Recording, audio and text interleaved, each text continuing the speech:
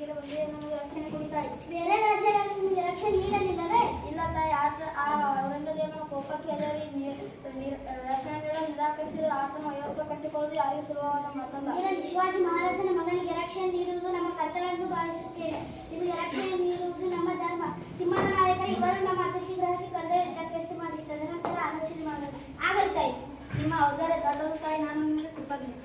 ತಿಮ್ಮಣ್ಣ ನಾಯಕರೇ, ರಾಜಾರಾಮನಿಗೆ ಆಶ್ರಯ ನೀಡುವ ಬಗ್ಗೆ ನಿಮ್ಮದೇನು ಅಭಿಪ್ರಾಯ? ಅಮ್ಮ, ನೆನಪು ಮಾಡಿಕೊಳ್ಳಿ, ಶಿವಾಜಿ ಮಹಾರಾಜರು ನಮ್ಮ ರಾಜ್ಯದ ವ್ಯಾಪಾರ ಕೇಂದ್ರಗಳಾದ ಕುಂದಾಪುರ, ಗೋಕರ್ಣ ಮೇಲೆ ದಾಳಿ ಮಾಡಿದರೆ ಅಲ್ಲಿ ನಮಗೆ ಸಿಗಬೇಕಾದ ತೆರಿಗೆ ಹಣವನ್ನು ಕಿತ್ತುಕೊಂಡು ಹೋಗಿದ್ದಾರೆ. ನಿಜ ತಿಮ್ಮಣ್ಣ ನಾಯಕ. ಸಪ್ರಸೆ ಕೃಷ್ಣಪ್ಪಯ್ಯನವರೇ, ನಿಮ್ಮದೇನು ಅಭಿಪ್ರಾಯ? ತಾಯಿ, ನಾವೀಗ ರಾಜಾರಾಮನಿಗೆ ಆಶ್ರಯ ನೀಡುವುದು ಬಹಳ ಕಷ್ಟಕರ. ಔರಂಗಜೇಬನಿಗೆ ಬಂದಾಗ ನಮ್ಮ ಮೇಲೆ ಆಕ್ರಮಣ ಮಾಡುತ್ತಾನೆ. ಆತನು ಬಲಿಯಾಡಿಸಿ ನಮ್ಮದು ಚಿಕಿತ್ಸೆ. ನೀವೇನು ಹೇಳುತ್ತೀರಿ ಅಪ್ಪಾಜಿ? ಶರಣು ಬಂದವರಿಗೆ ಆಶ್ರಯ ನೀಡುವುದು ನಮ್ಮ ಧರ್ಮ. ದುಷ್ಟರಿಗೆ ಎದರಿ ಹಿಂದಿಸುವುದಕ್ಕಿಂತ ಮುಂದುವರೆದು ಹೋಗೋದೇ ಲೇಸು. ಅಪ್ಪಾಜಿ ಹೇಳುವುದು ನಿಜ. ಈಗ ರಾಜಾರಾಮರು ನಮ್ಮಲ್ಲಿ ಆಶ್ರಯ ಬೇಡಿ ಬಂದಿದ್ದಾರೆ. ಅವರಿಗೆ ಆಶ್ರಯ ನೀಡುವುದು ನಮ್ಮ ಕರ್ತವ್ಯ. ಕೊಲ್ಲೋರಿಗಿಂತ ಕಾಯನ್ನು ದೊಡ್ಡವರು. ನಮ್ಮ ಧರ್ಮವೇ ನಮ್ಮೆಲ್ಲರನ್ನು ರಕ್ಷಿಸುತ್ತದೆ. ಆದ್ದರಿಂದ ನಿಮ್ಮ ಮಾತು ನಿಜ. ಹೀಗೆ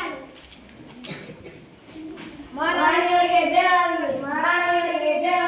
ನಿಮ್ಮನ್ನು ತುರ್ತಾಗಿ ಭೇಟಿಯಾಗಲು ಕಳಿಸಿಕೊಡಲೇ? ನಮಸ್ಕಾರ ತಾಯಿ. ತಾಯಿ, ಒಂದು ಆಘಾತಕಾರಿ ಸುದ್ದಿ. ಪರವಾಗಿಲ್ಲ ಹೇಳಿ. ತಾಯಿ, ತಾವು ರಾಜನಿಗೆ ಆಶ್ರಯ ಪಟ್ಟಿದ್ದನ್ನು ಕೇಳಿ ಔರಂಗಜೇಬನು ಕೋಪಗೊಂಡಿದ್ದಾನೆ. ರಾಜ ಮೂರ್ತರು ಸೈನ್ಯ ಕಳಿಸಿದ್ದಾನೆ. ರಾಜಾರಾಮನು ಔರಂಗಜೇಬನಿಗೆ ಒಪ್ಪಿಸುವಂತೆ, ಇಲ್ಲದಿದ್ದರೆ ಯುದ್ಧಕ್ಕೆ ಸಿದ್ಧತೆ. ಈಗ ರಾಜಾರಾಮನಿಗೆ ಈಗಾಗಲೇ ಆಶ್ರಯ ನೀಡಿದ್ದಾಗಿದೆ. ಅವರನ್ನು ಒಪ್ಪಿಸುವುದು ಸಾಧ್ಯವಿಲ್ಲ.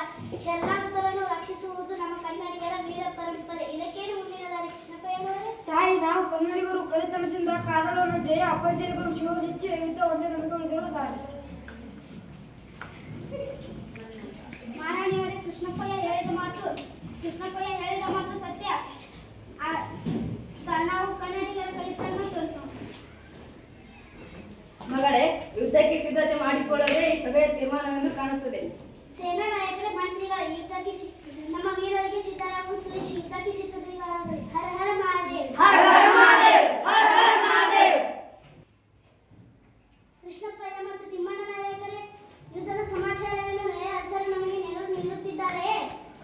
ಹೌದು ತಾಯಿ, ನಮ್ಮ ಸೈನಿಕರು ನೆರೆಯ ಅರಸರು ಎಲ್ಲ ನಮ್ಮ ಸೈನಿಕರು ತಂಡವಾಗಿ ಹೋಗುತ್ತಿದ್ದಾರೆ. ಮಾರ್ಗ ಮಧ್ಯದಲ್ಲಿ ಅವರ ನೆರೆಗಳ ಮೇಲೆ ದಾಳಿ ಮಾಡುತ್ತಿದ್ದಾರೆ. ನಮ್ಮ ಸೈನಿಕರ ಆ ಮಿಂಚಿನ ಆಕ್ರಮಣದಿಂದ ಮೊಘಲರ ಸೈನ್ಯ ಹೋರಾಡಿದೆ.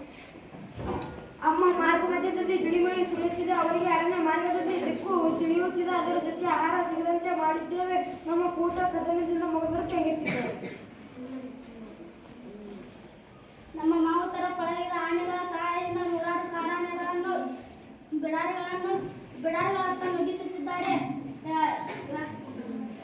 ಇದರಿಂದ ಔರಂಗಜೇಬನ ಸೈನಿಕರು ಮತ್ತಷ್ಟು ಭಯಭೀತರಾಗಿದ್ದಾರೆ. ಪ್ರಾಣವನ್ನು ಸಶಸ್ತ್ರ ಬಿಟ್ಟು ದಿಕ್ಕೆಟ್ಟು ಓಡಿ ಹೋದರು. ಮಹಾರಾಣಿಯವರಿಗೆ ಜಯವಾಗಲಿ, ಮಹಾರಾಣಿಯವರಿಗೆ ಜಯವಾಗಲಿ. ಮೊಘಲರ ಸೈನ್ಯ ಓಡಿ ಹೋಯಿತು. ಯುದ್ಧದಲ್ಲಿ ನಾವೇ ಗೆದ್ದೆವು. ಹೌದೇ, ಕೆಳದಿ ವೀರರು ಕರ್ನಾಟಕದ ಪರಂಪರೆ ಕಾಯ್ದ ತಾಯಿ ಭುವನೇಶ್ವರಿ ಕಾಪಾಡಿದವರು.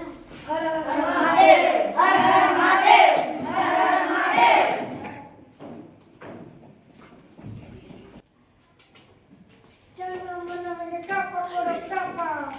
ಏನು ಕಪ್ಪ ಕೊಡಬೇಕೆ? ಕಪ್ಪ ನಿಮಗೇಕೆ ಕೊಡಬೇಕು ಕಪ್ಪ? ನೀವೇನು ಅಣ್ಣ ತಮ್ಮಂದಿರೇ, ಅಕ್ಕ ತಂಗಿಯರೇ, ಬಂಧು ಬಳಗದವರೇ, ಇಲ್ಲ ದಾಯಾದಿಗಳೇ? ನಿಮಗೇಕೆ ಕೊಡಬೇಕು ಕಪ್ಪ? ನೀವೇನು ನಮ್ಮಲ್ಲಿ ಗಿಡ ಹಚ್ಚಿರೇ, ನೆಟ್ಟಿರೇ, ನೀರುಣಿಸಿರೇ, ಇಲ್ಲ ದಣಿದವರಿಗೆ ಅಂಬಲಿ ಕಾಯಿಸಿ ಕೊಟ್ಟಿರೇ? ನಿಮಗೇಕೆ ಕೊಡಬೇಕು ಕಪ್ಪ? ಕೆಂಪು ಮುಸುಡಿ ಕುನ್ನಿಗಳೇ, ನಿಮಗೆ ಜೀವದಾನ